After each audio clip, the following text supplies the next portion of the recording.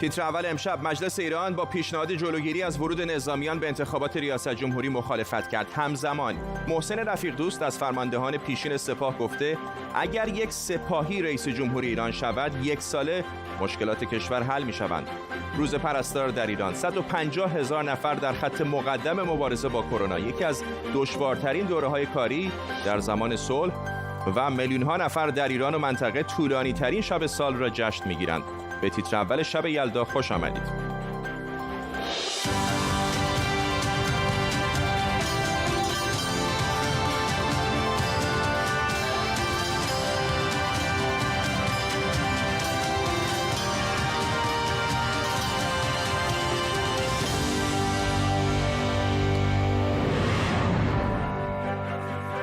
سلام به شما، خوش اومدید. مجلس شورای اسلامی با پیشنهاد ممنوعیت نامزدی فرماندهان عالی نیروهای نظامی برای انتخابات ریاست جمهوری مخالفت کرده. این پیشنهاد در جریان اصلاح موادی از قانون انتخابات ریاست جمهوری ایران مطرح شده بود. در ماده 1 این قانون که امروز به تصویب رسید، سابقه تصدی سمت‌هایی مثل معاونت و قوای سگانه، فرماندهی عالی نیروهای مسلح از درجه سرلشکری به بالا و همینطور رئیس حوزه‌های علمیه کشور از جمله شروط نامزدی برای انتخابات ریاست جمهوری عنوان شده. در طول برنامه با کارشناسان و البته تیمی از خبرنگارانمون که به مناسبت شب یلدا امشب با ما خواهند بود همراه شما خواهیم بود. اما پیش از همه بریم به برلین آلمان. احسان مهرابی روزنامه‌نگار از این شهر با ماست. آقای مهرابی، امروز در مجلس چه گذشت و معنای این تحولات برای انتخابات ریاست جمهوری پیش رو چیه؟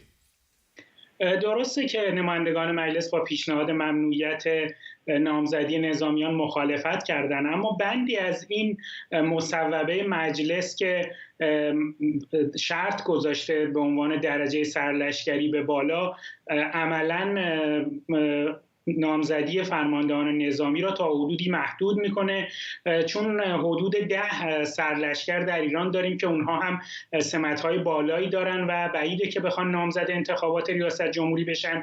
اگر این مصوبه مجلس به نتیجه برسه و تایید بشه، مثلا افرادی مانند سعید محمد، فرمانده قرارگاه خاتم الانبیاء سپاه پاسداران که نامزدیش مطرح هست، نمیتونن نامزد انتخابات بشن، اما برخی از دیگر نامزدها مانند حسین دهقان به دلیل سوابق وزارت یا دیگر سوابقی که داشتن میتونن نامزد بشن. در واقع این مصوبه به نوعی نامزدی اونهایی که در دوره از نظامیگری فاصله گرفتن را بدون ایراد دونسته، اما فرماندهان رده 2 یا رده 3 سپاه پاسداران که درجه سرتیپ بی یا سرتیپ دومی دارن نمیتونن نامزد انتخابات بشن. موضوع نامزدی نظامیان هم چیز جدیدی نیست و از انتخابات سال 80 به بعد در هر دوره یک نامزد نظامی وجود داشته، اما به هر حال به این دلیل که احساس میشه در انتخابات سال آینده انتخابات تا حدودی غیر باشه و به نوعی یک دست شدن حاکمیت بیشتر بشه، این موضوع بیشتر مطرح است. احسان مهرابی روزنامه‌نگار در برلین آلمان، ممنونم از شما. پرستارها در ایران 10 ماهه که در خط مقدم جنگ بی امان علیه کرونا هستند. 150,000 پرستار با مشکلات بسیاری دست و پنجه نرم می‌کنند. امروز در ایران روز پرستاره. امسال توجه بیشتر مردم به مشکلات پرستارها با وجود شیوع کرونا اهمیت زیادی پیدا کرده. بسیاری از پرستارها هر وقت کمی از جنگ با کرونا امان پیدا کردن، درباره حقوق و مزایای معوقه و همینطور میزان حقوقشون دست به اعتراض زدن. بعضی هاشون هنوز قرارداد موقت دارن. سازمان نظام پرستاری ایران میگه تا به حال 100 پرستار در حین خدمت جونشون رو در راه مبارزه با کرونا از دست دادن. در این 10 ماه گذشته پرستاران شاهد صحنه‌های دردناکی از دست رفتن جون همکارانشون بودن که بخشی از اون به خاطر سوء مدیریت، کمبود کادر درمانی و همینطور کمبود امکانات حفاظتی بوده. واقعا شرایط سخته. من خودم چند ماهی که خانواده‌ام رو ندیدم، واقعا دارم براشون تنگ شده.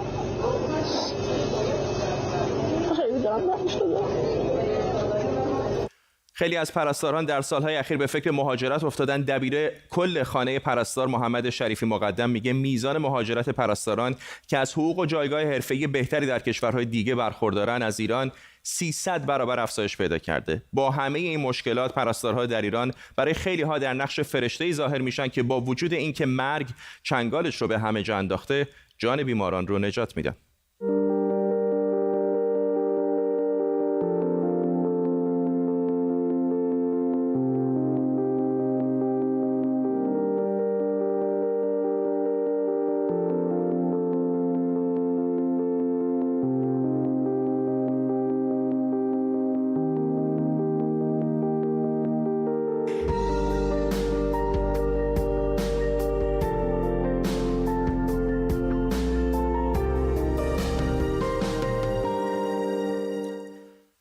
به همه پرستارایی که در این سال بی نهایت دشوار هزار بیمار رو تیمار کردن خسته نباشید میگیم.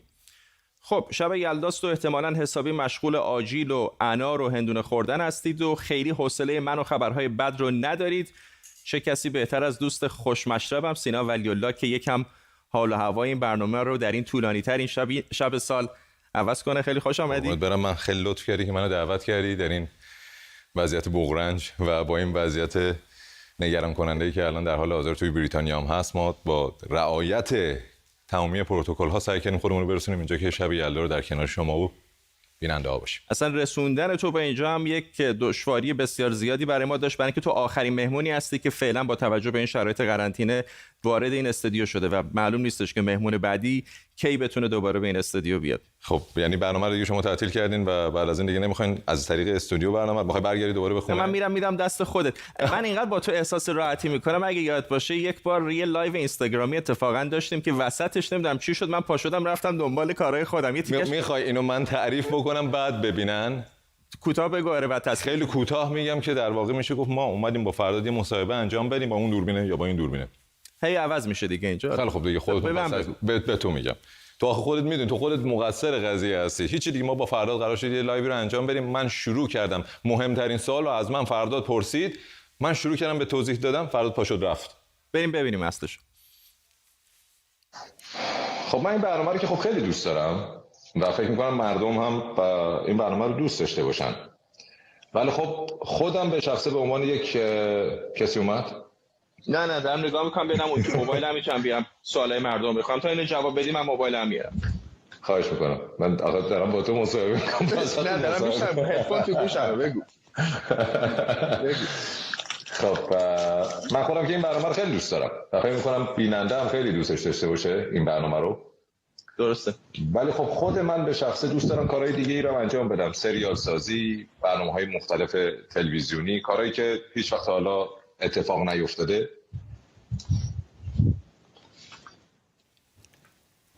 حالا جالبیش اینه سینا که اتفاقا یکی از دوستان ما که حالا اسمش محفوظ یه ادیت دیگر هم از این ویدیو کرده، اونم کوتاه ببینیم و برگردیم. بله ببینیم. خواهش میکنم. هیچ وقت حالا اتفاق نیفتاده.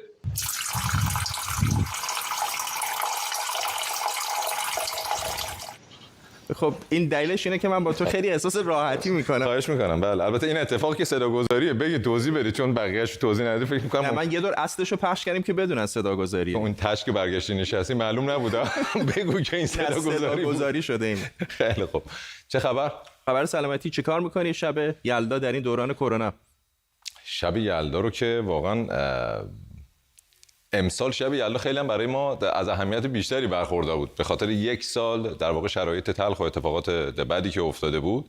این برای ما اهمیت دوچندان پیدا کرده بود. حالا علل حساب ایرانی خارج از کشور که باید بیشتر مراعات بکنن چون کلا الان توی لندن هم قرنطینه کامل رو اعلام کردن و بهتره که این مراسم رو به صورت دیجیتالی یا آنلاین یا به صورت غیر حضوری برگزار بکنن. امیدوارم تو ایران هم همین کارو بکنن و مشکلی رو ایجاد نکنن برای خودشون و خانواده. ما هم خبرنگارانمون رو همه به صورت دیجیتالی و غیر حضوری از نقاط مختلف. فقط من آوردین اینجا. فقط من فکر می‌کنم به خاطر اینکه پشت سرم نتونستم کتابخونه مناسبی پیدا کنم که از طریق آنلاین با من تماس بگیرم، برای همین منو آوردن اینجا. من تو 24 ساعت با هم هستیم، رعایت پروتکل هم کردیم دیگه. خیلی خوب باش.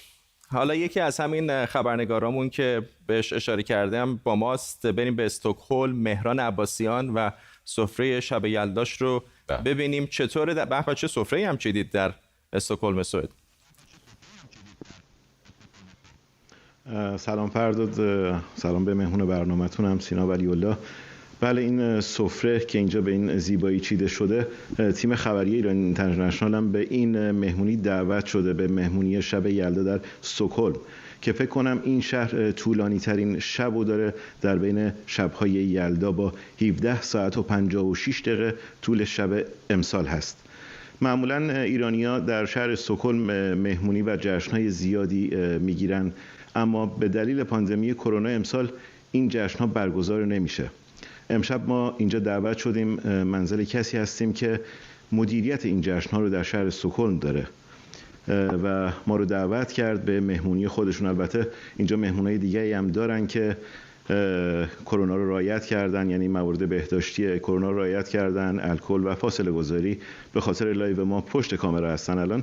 اما میخوام با خانم ناظری صحبت کنم و اینکه چرا اینقدر این برای شما اهمیت داشت امشب که بازم تو خونه خودتون سفره به این زیبایی چیدید و یک سری مهمون دعوت کردید در شب یلدا. درود به شما، خیلی خوش اومدیم به منزل ما. به نظر من این آینای ایران باستان یه قسمتی از هویت ما ایرانی هستش. این نشون دهنده تمدن و فرهنگ اون کشوره و باید سپاس ازش داشته باشیم، جشن بگیریم که اینا فراموش نشه. بچه‌های مشترکی که این جشن‌ها داره خیلی شگفت انگیزه. همه این جشن‌ها با شادی و سروره، از غم ناراحتی هیچ وقت تو این جشن‌های ایران باستان اثری نمی‌بینین. همه دور هم جمع میشن، وابستگی، همبستگی رو خیلی خب من فکر میکنم ارتباطمون با استکهلم قطع شده. اتفاقا میخواستم ازشون بپرسم اون سیدیای بنفشی که دورش پاپیون پیچیده بودن چیه؟ شبیه رنگ برنامه تو بود. فکر کنم کپی سیدیای برنامه چیه. منم همین فکر می‌کردم. من بیشتر داشتم به نوشابه‌های اون پشت نگاه می‌کردم، ببینم چند تا مهمون دارن رعایت کردن یا نه. من بیشتر تمرکزم گذاشتم روی اون نوشابه برای مهمونا بوده که من فکر نمی‌کنم رعایت کرده باشن. خب الان توجه هم جلب شد به اون قسمت الان. نمیدونم ارتباطمون برقرار شد. فکر کنم صدامون قطع شده بود. شما بفرمایید. از کجا شروع کنم دوباره؟ از اول. به نظر من آیین ایران باستان، جشن‌هایی که ما داریم نشانه تمدن و فرهنگ هر کشوریه. هر جای دنیا، هر کشوری که این آییناشون رو جشن بگیرن، یه قسمتی از تمدنشون به هم دیگه معرفی میکنن و این دلیل وابستگی یک کشوره. وقتی این جشن‌ها رو شما جشن میگیرین، مردم رو دور هم جمع میکنین، به هم دیگه نزدیکشون میکنین و از هویت ملی اون ملت صحبت میکنین. ما هویت ملیمون خیلی برامون مهمه و این باید واقعا تقدیر براش گذاشته بشه، پاس براش بذارن و جشن بگیرن و اینا فراموش نشه. و بچه‌های مشترکی که این جشن‌ها و آیین‌های باستانی داره، مخصوصا ایران، اینه که همیشه با شادی و سروره. شما نشونه از غم و ناراحتی و اندوه و گریه‌زاری تو این جشن‌ها نمی‌بینین و هیچ نشونه از خشونت هیچ وقت نیست. همیشه اینه که دور هم جمع بشین، بگین، بخندین، آهنگ بزنین، بخورین، از وجود همدیگه لذت ببرین و اینکه هر کاری که می‌کنین از طبیعت قدردانی کنین. این جشن‌ها به طبیعت ربط داره، به خورشید ربط داره، به آتش ربط داره و وابستگی ایرانی‌ها رو به هم دیگه نشون میده. بله فرداد، ما بریم به مهمونی شب یلدامون برسیم. فقط خانم ناظری کار جالبی که کردن، یک سری فال حافظ، دیوان حافظ اینجا گذاشتن که یکیشو تقدیم به شما کردن که براتون ارسال میکنم. خیلی ممنون از شما، هم از مهمونتون، هم از مهران عباسیان، خبرنگار ما در استکهلم. خب معلوم شد بنابراین اونا فال حافظ بودن. تو هم با توجه به اینکه اشاره کردی یه دونه گرفتی. یکش منم یه چیزی گفته بودم راجبش. تعریف کن که نوشابه حداقل به من میدادن راجب اون گفتم. نوشابه هم شمردن. فکر کنم 20 تا مهمون دارن. اگه امیدوارم که اینجور نباشه. چون تعریف کن که در این دوران کرونا ضبط برنامه چطور بوده؟ خیلی سخت، مخصوصا برای آوردن مهمون ها. الانم که دیگه بدتر هم شده، ولی خب ما خیلی از مهمون ها رو از فصل اول باقی مونده بود، به خاطر اینکه فصل اول در نیمه متوقف شد، رفتیم توی قرنطینه‌ای که اولین بار داشتیم و بعد از اون هم ما تقریبا میشه که با سختی تونستیم بعضی از مهمون ها رو از شهرهای اروپایی دعوت بکنیم و حالا خودش توی استودیو هم درگیری هایی رو داریم. تمام بچه‌ها همونجوری که بچه‌های شما با ماسک و رعایت پروتکل ها و امکانات ممکنه سعی میکنن برنامه رو تقدیم بکنن به علاقه‌مندان. ما هم تمام تلاشمون رو میکنیم که همینجوری برنامه رو تولید بکنیم، ولی خب سختی‌های خودش هم داره دیگه، به خاطر اینکه کار سرگرمی، خوندن، رقصیدن، شوخی کردن، بازی کردن با مهمون، اینا کارهاییه که خب یه مقدار سخت‌تر از بقیه نوع برنامه‌سازی هست. روی توییتر دیدم که بعضیا به برنامه جدیدی که شهاب حسینی درست کرده نقدی کرده بودن. الان داریم پشت سر تو هم می‌بینیم و گفتن که تقلیدی است از برنامه تو. البته برنامه‌های این چنینی در همه جای دنیا هست. حالا برنامه‌های این چنینی که در همه جای دنیا هست به کنار، برنامه شهاب هم حالا چون پشت میز نشسته و یه صندلی کنارش گذاشتن، دلیل نمیشه از برنامه من تقلید کرده باشه. برنامه ما هم تازه یه برنامه کپی رایت شده است. نسخه‌های آمریکاییش که 60 سال 70 ساله که دارن تولید میکنن، اصل کاری‌ها هستن که این برنامه‌ها رو راه اندازی کردن. مال ما که ما هر کاری بکنیم توی عرصه میدیا دیگه در طول 100 خورده سال گذشته یه دونه شبیهش رو ساختن. بنابراین مال ما همیشه نسخه کپیه. بهترین راهش اینه که کپی رایتش رو بگیرن. اینم فکر نمی‌کنم به برنامه من ربطی درسته که خیلی این نکته رو اشاره کردم ولی اصلا به برنامه من ربطی نداره. این برنامه گفتگو است، به برنامه‌های گفتگویی که در این زمینه است، مثل برنامه دیوید لدرمن، مای نکست گست توی نتفلیکس و اینجور برنامه‌ها شبیه. گفتیم از مهمونا، چند تا دیگه از همکاران منم به ما پیوستن. بریم به 3 نقطه مختلف دنیا با همکارانم. اشکان صفایی بابک اسحاقی از اورشلیم، توماج تاهباز از سئول در کره جنوبی، احمد صمدی همکارمون در برلین و همسرش مهدیه پور یادگار. شروع کنیم با اورشلیم. 2 همکارم که میبینم عجب سفره چیدید آقا، همه در اسرائیل اینطوری شب یلدا رو جشن میگیرن؟ همه که نه، ولی خب به هر حال ایرانی ها بخشیشون در اسرائیل این جشن ملی و قدیمی ایرانی رو جشن میگیرن و فقط این نیست، باید گفت که جشن یلدا یک رابطه ای هم میشه گفت که در واقع با یهودیت داره. ما در یهودیت همین پریروز جشن هنوکا یا خنوکا رو به پایان رسوندیم، جشنی که اون هم جشن نور و روشنایی هست و برخی از در واقع متخصصان و تاریخ نگاران میگن که احتمالاً اون جشن هم در همراه برخی دیگه از جشن‌ها که در منطقه هست و در این زمان از سال برگزار میشه، مثل جشن دیوالی در هند، در واقع همه اینها جشن‌هایی هستند که از یک زادگاه به وجود اومدن، در واقع میلاد نور، میلاد مهر و میلاد خورشید رو جشن میگیرن. من میخوام همینجا میکروفون رو پاس بدم به همکارم بابک که شاید اون توضیح بهتری بتونه بده در مورد اینکه ایرانی‌ها در اسرائیل چطور این جشن رو در واقع پاس می‌دارن. فرداد اجازه بدین که من از طرف خودم، اشکان و تیممون در اورشلیم یلدا را، این جشن زیبای ایرانی را به همه ایرانیان، به فرداد عزیزم، آقای سینا و همه پارسی زبانان تبریک بگم و شادباش بگم و قول دادم که از طرف بعضی از ایرانی‌های اسرائیل هم که چندی پیش اونها بودم، از طرف اونها هم ایرانیانی که شاید 40 ساله که کوچکترین رابطه‌ای با ایران ندارن و آمد و شد به ایران و به اسرائیل ممنوع هست براشون، اونها هم گفتن که به همه ایرانی ها من یلدا را تبریک بگم. و هنوز من گرفتار این مصاحبه فردا تو با سینا هستم، من هنوز متوجه نشدم چجوری سینا تو را بخشید بعد از این. اگر میبخشیدم که دیگه الان با این چیزی که گفتی فکر کنم دوباره داغش رو تازه کردی. نبخشیدم هیچ وقت، در واقع میشه گفت. آقا بعد آدرس این هندونه فروشتون هم حتما به من بده، واقعا نه دونه داره، خیلی خوبه، بی هسته ایه. آره خوش رنگم است. من در گوشه باور کنید من تا 1 ساعت پیش دنبال هندوانه بودم و هنوز نفهمیدم که چگونه ما باید در یلدا یکی از میوه هایی را که اصلاً پیدا نمیشه رو پیدا بکنیم و شاید به 4 برابر قیمت من این هندونه را خریدم و آوردم و یهودی‌ها خوب از من سوء استفاده کردن به خاطر هندوانه خریدن. رسیدش رو بفرست، از تهیه کننده برنامه پولش رو میگیریم برات. بریم به سئول در کره جنوبی. توماج تاهباز با ما پیوسته. من می‌دیدم که در حین گفتگوی ما با همکارانمون در اورشلیم، نمیدونم شیر دوغ یک نوشیدنی کره‌ای چی آروم آروم داشتی می‌خوردی.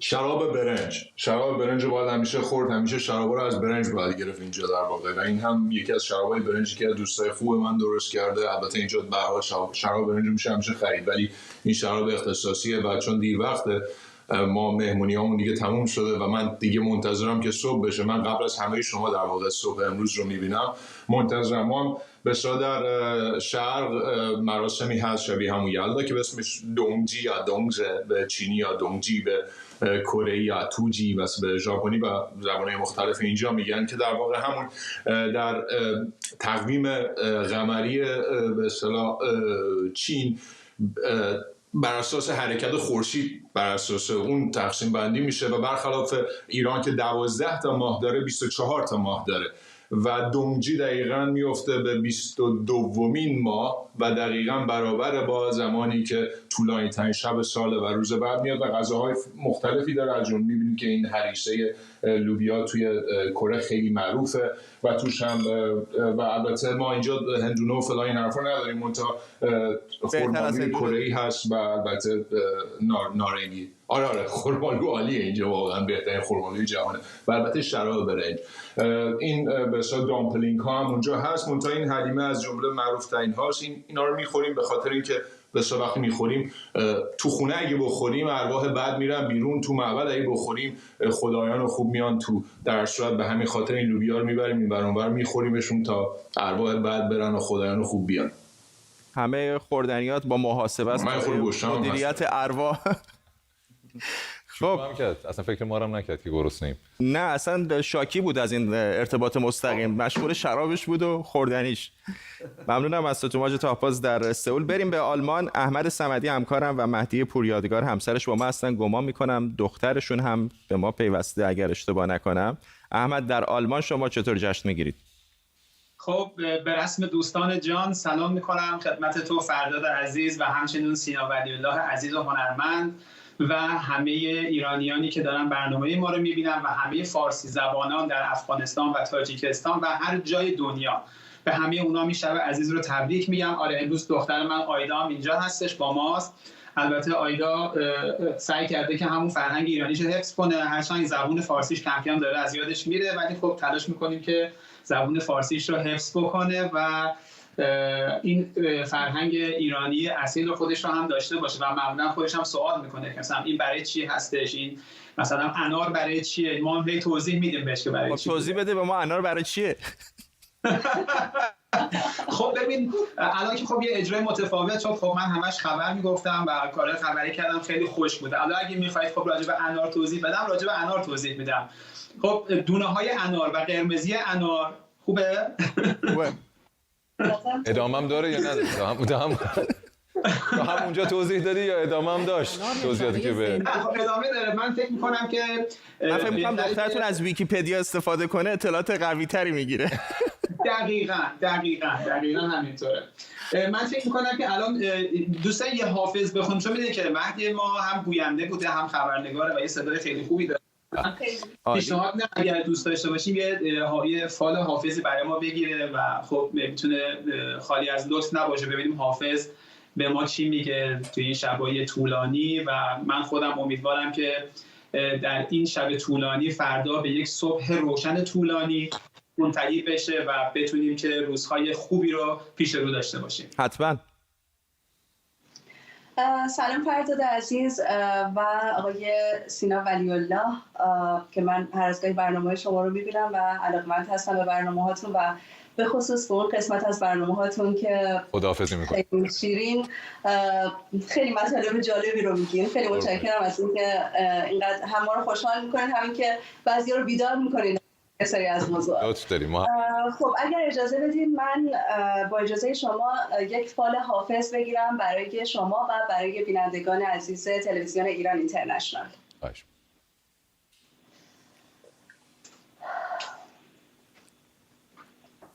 خب ببینیم حافظ شیرین سخن ما رو مهمان تربیتی کردن. یه لیوان آبم به من بدین. راهی بزنید که آبی بر ساز آن توان زد، شعری بخوان که با آن رطل گران توان زد. عشق و شباب و رندی مجموعه مراد است، ساقی بیا که جامی در این زمان توان زد. از شرم در حجابم ساقی تلطفی کن، باشد که بوسه‌ای چند بر آن دهان توان زد. بر عزم کامرانی فالی بزن، چه دانی شاید که گوی عیشی با این و آن توان زد. بر جویبار چشمم گر سایه افکند دوست، بر خاک رهگذارش آب روان توان زد. بر آستان جانان گر سر توان نهادن، گلبانگ سربلندی بر آسمان توان زد. اهل نظر دو عالم در یک ندب ببازند، عشق است و داو اول بر نقد جان توان زد. شد رهزن سلامت زلف تو وین عجب نیست، گر راهزن تو باشی صد کاروان توان زد. به به، عالی. متشکرم، ممنونم از شما. همینجا با ما بمونید. جالبه سینا، با اینکه به هر حال همه ماها سالهاست از ایران دور بودیم. بعضی از این سنت‌ها مثل همین شب یلدا، مثل نوروز، هر کاری بکنی، هر چقدر هم که در این فرهنگ کشور میزبان در واقع غرق بشی، همچنان باهات هست. 100%. مخصوصا من فکر میکنم مثلا این اعیاد باستانی، این جشن‌های باستانی که از قدیم توی فرهنگ ما بوده، اهمیت چندانی هم بیشتری هم پیدا کرده، به خاطر اینکه خب ما تعداد روزهای جشن و سرور و شادی و خوشحالیمون خیلی کمه. همین چند تایی که باقی مونده رو واقعا باید اهمیتش به کنار، واقعا باید هر جوری که شده در هر فرصتی که داریم در کنار اعضای خانوادهمون یا حتی تماس بگیریم با خانواده‌های خودمون داخل کشور و این شب رو، این چند تا شب که بیشتر نیست، 2-3 شب باستانی رو داریم که میتونیم اینجوری در کنار. اتفاقا اینایی که شاده رو معمولا تلویزیون دولتی ایران خیلی تبلیغش به هیچ عنوان نمیکنه. یعنی حالا شب یلدا رو چرا؟ شب یلدا رو چون ولی چهارشنبه سوری رو که تقریبا هر دفعه هر چهارشنبه ما تا مرز انقلاب میریم برمیگردیم. بچه‌ها میدونن، یعنی با اون چیزایی رو که تولید میکنن این کارو انجام بدن. و بعد از اون هم عید نوروزه و معمولا سعی میکنن که بیشتر تمرکز بزنن روی مراسم مذهبی و مراسم باستانی رو توی صحبت‌های مختلفی هم که میشه معمولا سرکوب میکنن و بله نمیذارن که برگزار بشه. تلویزیون هم که حالا امشب هم یکی از برنامه‌های مربوط به شب یلدا است که کنسل شد، اینجوری که شنیدم. برنامه ما که کنسل نشده، ان شاءالله یه روزی در ایران با هم یک برنامه ویژه برای شب یلدا خواهیم داشت و توماج تاهباز بتونه حتی بیشتر از این بخوره. همه در واقع واسه دکور چیده بودن این وسایل، ولی توماج واقعا به قصد خورد همه رو گرفت و گذاشت. ممنونم از همه شما دوستان و مهمانان ما، اشکان صفایی، بابک اسحاقی، توماج تاهباز، احمد صمدی و مهدی پوریادگار و دخترشون. و اینجا در استودیو هم سینا ولی‌الله دوست خوب من. به این ترتیب میرسیم به پایان این تیتر اول ویژه شب یلدا. ممنون که با ما همراه بودید. این برنامه رو کمی دیرتر میتونید در یوتیوب هم ببینید. تا برنامه بعدی، بدرود.